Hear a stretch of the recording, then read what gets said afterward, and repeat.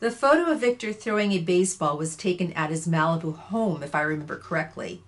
He was often on Perry Mason. Were Burr and him friends? Yes, that was my Uncle Victor Charles who gave me that photo of him, dressed in a baseball uniform and winding up like a pitcher to strike me out. That photo was taken on the Malibu beach bluff, overlooking the Pacific Ocean at his home. I'll always cherish it. I believe Victor Charles had a friendship with Roman Burr far back when they were working together in the Perry Mason television program, and it continued on when being next-door neighbors. Did he have a couple of good Hollywood friends? I only know Robert Mitchum and him were really good pals. Yes, Robert Mitchum. And he were friends, and he enjoyed smoking a little marijuana on occasion with him. They were in the motion picture The Wrath of God, 1972. There are two other friends of his that many people may not know. It was actor-comedian Wally Cox, who supposedly had an intimate relationship with Marlon Brando in their early years of being actors. One can only imagine what kind of relationship Victor Charles had with Wally Cox. That, of course, is buried with both of them.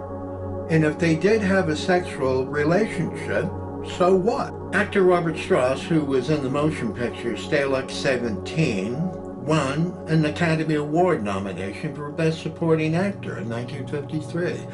Robert Strauss was a friend of Victor Charles, and he came over to his home in Encino, California, for his Halloween night party on October 31st, 1965.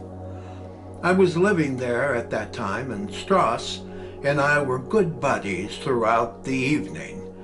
He was a very funny and kind man, and he treated me like his son.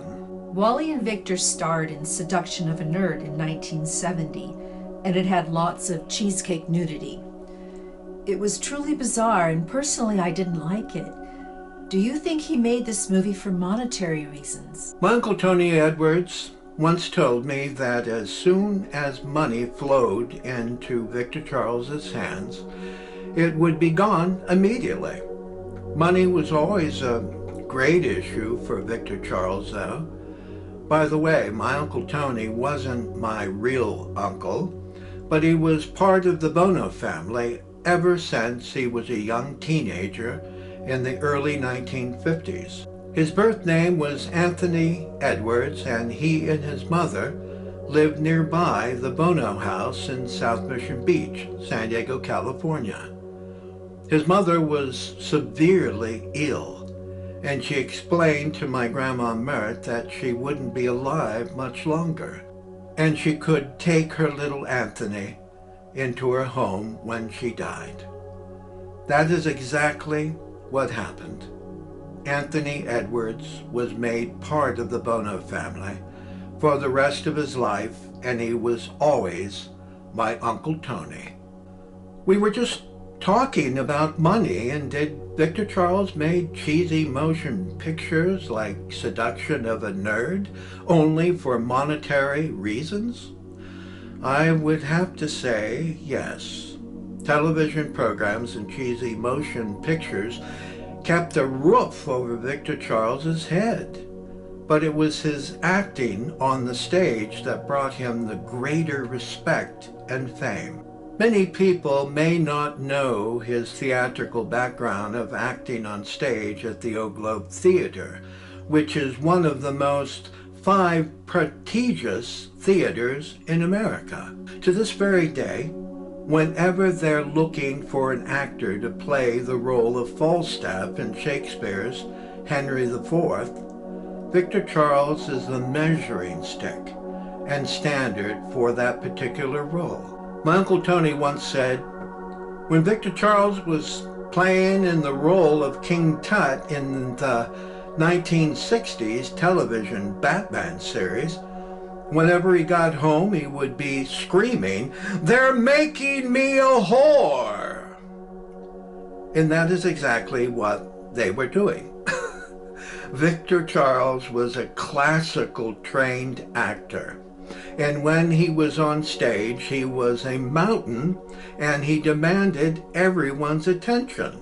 His amusing wit and gorgeous tone of speech was addicting to the ears and eyes to everyone sitting in the theater. It was 1959 that changed everything. Victor Charles was a budding stage actor on the climb, and his notoriety was rising, and he was only 20 years old. He was a giant among older men, and he was only a young man. His father made very bad decisions, ruining his personal life and ushering Victor Charles into being the provider of their home, clothes, food, and electoral bills, and providing a roof over his mother and younger brother's heads. A world of weighty responsibility came crushing down upon his shoulders at 20 years old. In 1959, everything was going well for him as a young man, but suddenly he was taken away from his youth and forced to become a man. There is much more to say about 1959. It was the ruin of a family, and this particular 20 years old then had to knit everyone back together. I don't fault him for the cheesy roles and motion pictures he acted in over his short career, because he didn't run away and hide or give up or cry like a baby. Victor Charles worked, and he worked for money because his mother and brother needed a roof over their heads and food for their bellies. Victor Charles was a professional actor, and he made his mark in Hollywood history. Not bad for a 20 years old that was 6'3" and weighing 350 pounds.